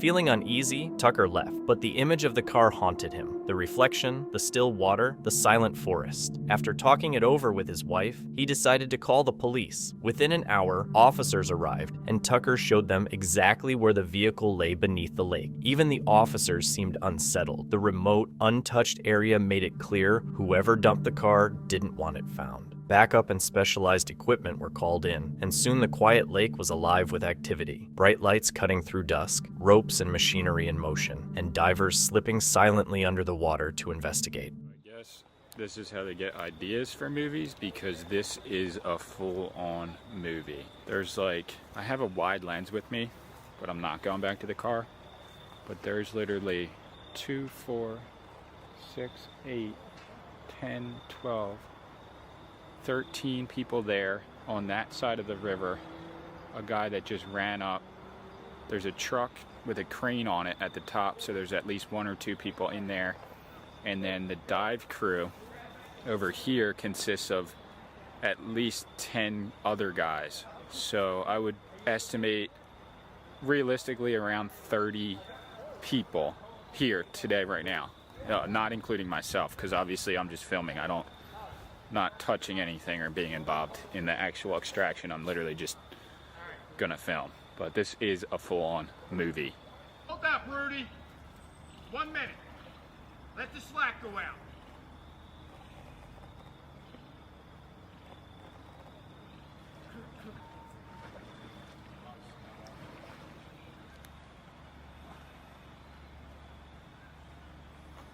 This whole crew is getting so... Look at this. They're pulling the rope. So they're trying to attach a steel line to the car.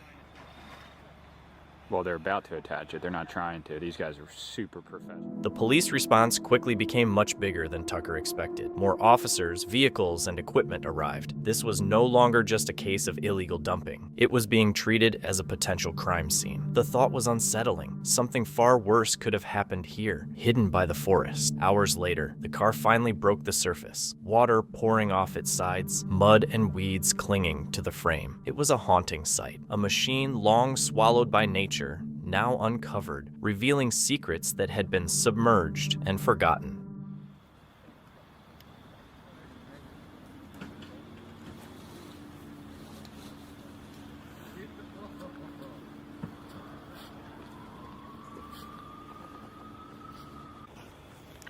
There's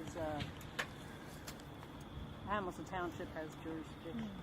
Yeah, I called EHT first, actually. But we have backup teams in case we don't have enough people come out. Yeah. I mean, it's super professional operation. Honestly, I was really impressed. Like, surprised.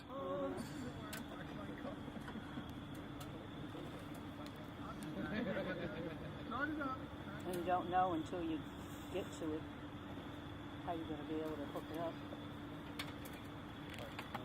We're assuming somebody, see there's oil here. We're assuming somebody probably drove it right off. Just right here, and then it just floated. And then, Yeah. With that bad rain we had, See, you can see it. See it? Yeah. The whatever that is. Yeah. Leaking out. Could be gas or oil.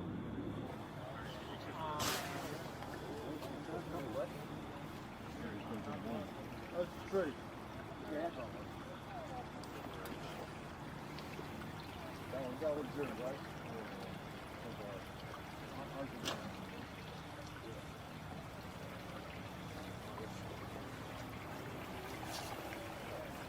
And the dispatchers, you guys are dispatch staff. Yes, sir.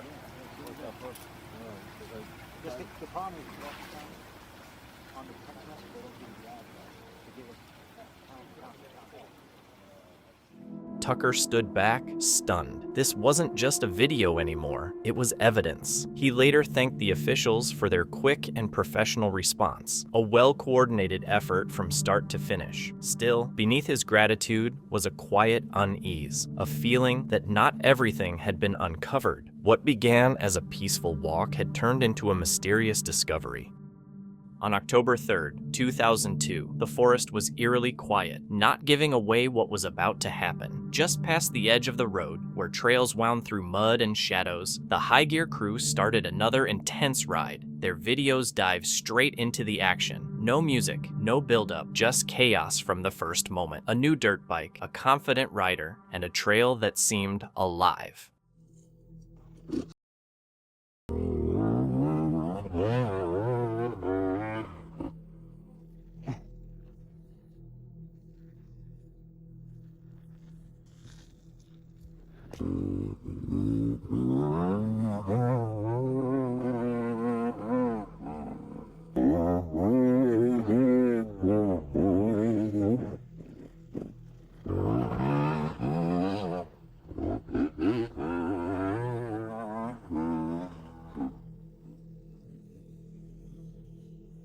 Toto! Ah!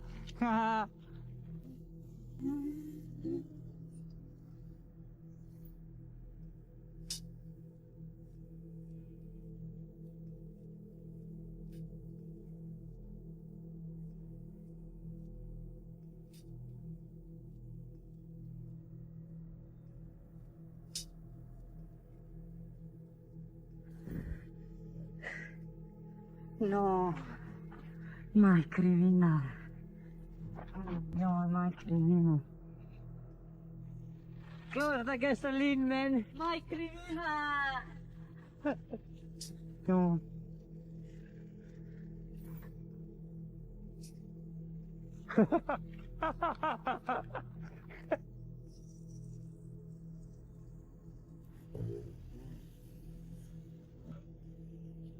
What the? The engine roared through the forest. At first, he felt unstoppable, riding on one wheel and speeding through the dust and gravel. Then he fell for the first time, the bike hitting the ground with a heavy thud. He got up laughing, brushing off his gloves. But the trail wasn't done with him. Soon, he crashed again. The front tire slipped on wet roots, and he hit a tree. The impact thudded hard. The bike hissed, steam coming from the exhaust, and the front tire was bent and stuck in the mud.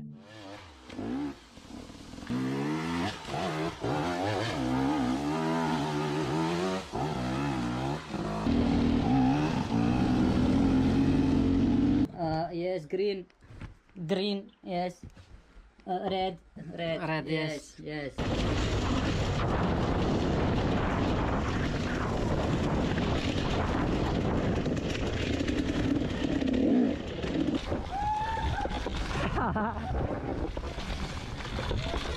Oh, Papa! Now let's take a look which one to take. Yeah, the easiest, yes. We go the easiest first, yes. Yes. This one.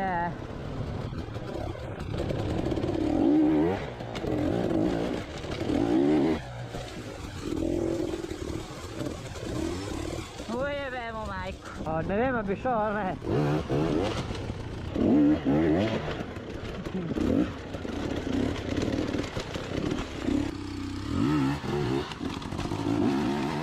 Ah, nice. Woo! Vladimir Old. Very bad. Haydi şunu. Oh, nice. Nice one. Ce greu să dăm cu doar.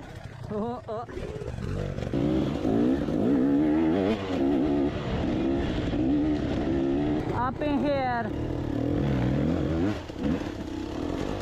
Yes, yes, yes.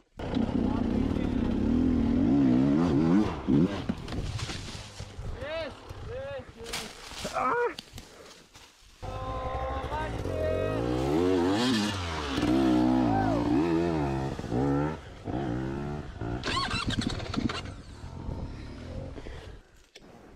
Oh, hey.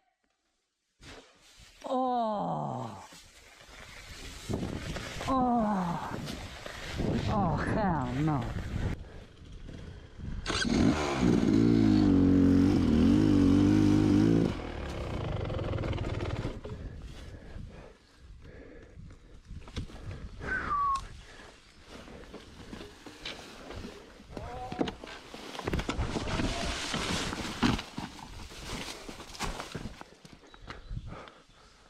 Пиздария.